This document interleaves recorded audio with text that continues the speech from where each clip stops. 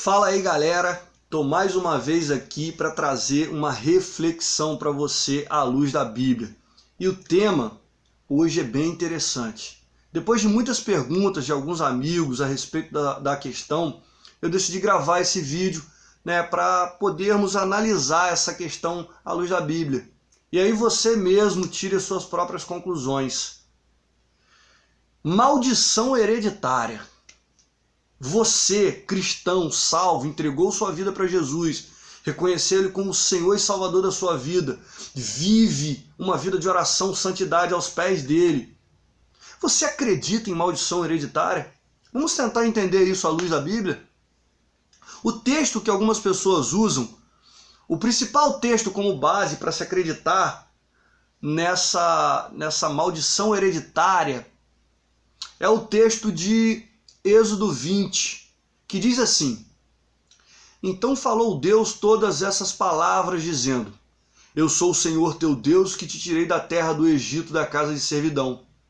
E não terás outros deuses diante de mim. Não farás para ti imagem de escultura, nem alguma semelhança do que há em cima no céu, nem embaixo da terra, nem nas águas debaixo da terra.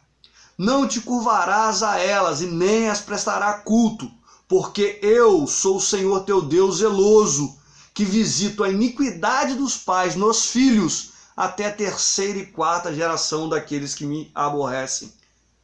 Bom, se nós formos analisar por este versículo, talvez algumas pessoas fiquem apavoradas.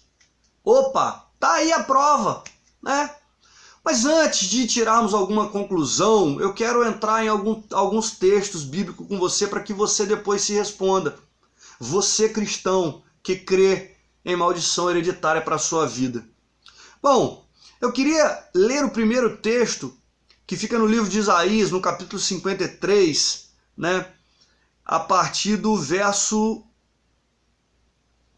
5, que vem dizendo algumas coisas que Jesus carregou sobre ele, E o verso 5 diz assim: Mas ele foi ferido por causa das nossas transgressões e moído por causa das nossas iniquidades.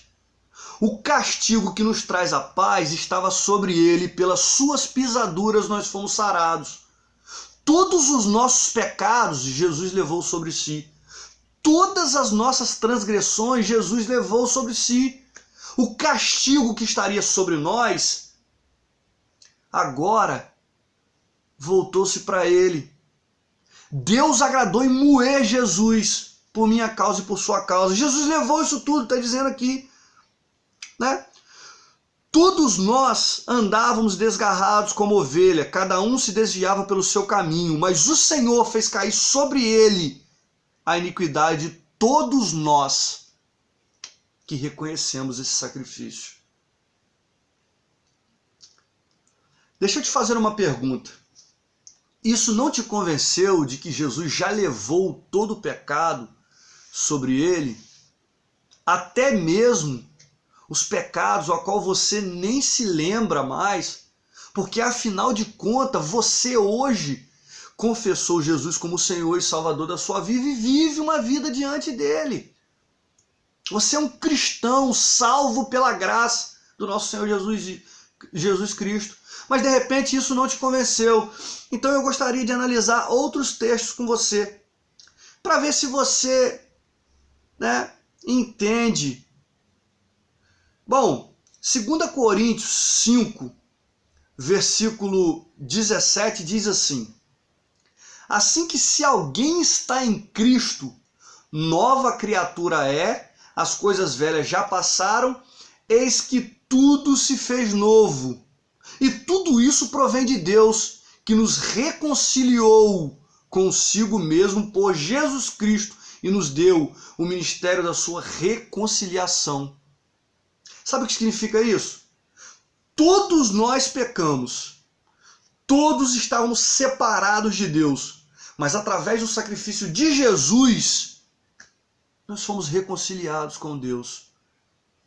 Bom, e aí você entende que apesar de Jesus ter levado tudo isso sobre ele, você ainda tem que pagar pelo pecado dos seus pais?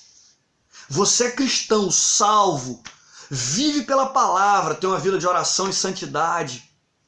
Você acredita ainda nisso? Bom, vamos analisar outros textos. Vamos analisar o mesmo capítulo do versículo 21 que diz: Deus fez daquele que não tinha pecado algum a oferta por todos os nossos pecados, a fim de que nele nos tornássemos justiça de Deus. Nós somos justificados por Jesus. Todos os nossos pecados e as nossas transgressões, segundo Isaías 53, segundo 2 Coríntios 5,17, 2 Coríntios 5,21, tudo foi levado por Jesus na cruz do Calvário. Mas aí você ainda entende que você deve ser condenado por causa do pecado dos seus pais, porque está escrito em Êxodo 20 que Deus visita o filho na iniquidade dos pais até terceira e quarta geração. Bom, vamos analisar outro texto para saber se é isso mesmo.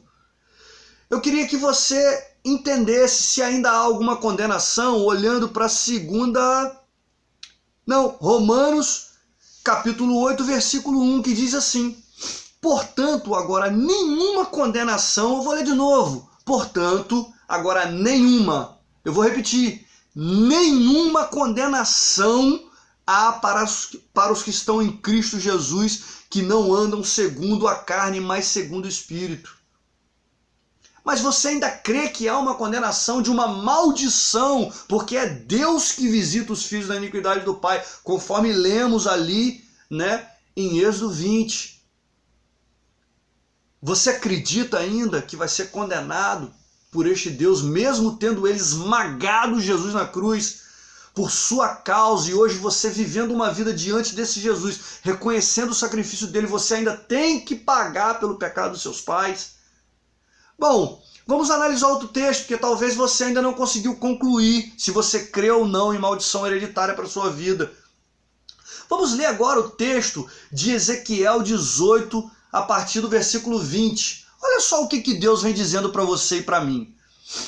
A alma que pecar, essa morrerá. O filho não levará a iniquidade do pai. Vou repetir. O filho não levará a iniquidade do pai, nem o pai levará a iniquidade do filho. A justiça do justo ficará sobre ele, a impiedade do ímpio cairá sobre ele. Mas se o ímpio se converter de todos os seus pecados que cometeu e guardar todos os meus mandamentos e proceder com retidão, justiça, certamente viverás e não morrerás. De todas as suas transgressões, eu vou repetir, de todas as suas transgressões que cometeu, não haverá lembrança contra ele. Está escrito aqui em Ezequiel 18. Isso aqui ainda não te convenceu? Você ainda continua crendo que há uma maldição hereditária sobre a sua vida e que você precisa fazer uma oração mágica para quebrar essa maldição hereditária? Jesus não conseguiu quebrar isso na cruz do Calvário simplesmente com você reconhecendo ele como Senhor e Salvador e vivendo segundo os seus caminhos, os seus preceitos, conforme disse o Senhor Deus aqui. Se ele se arrepender e voltar-se para mim, ele não morrerá, mas viverá. Bom, talvez isso não te convenceu ainda, não deu para você entender se você crê ou não, se você não crê, enfim. Vamos analisar diretamente o texto que fala sobre a maldição hereditária, entre aspas, para algumas pessoas. Êxodo 20 vem dizendo, que Deus é um Deus que visita o filho pela iniquidade do pai até terceira e quarta geração daqueles que o aborrecem. Bom, talvez você parou por aí e não quis ler o restante, ou talvez não leram para você, mas eu vou continuar lendo.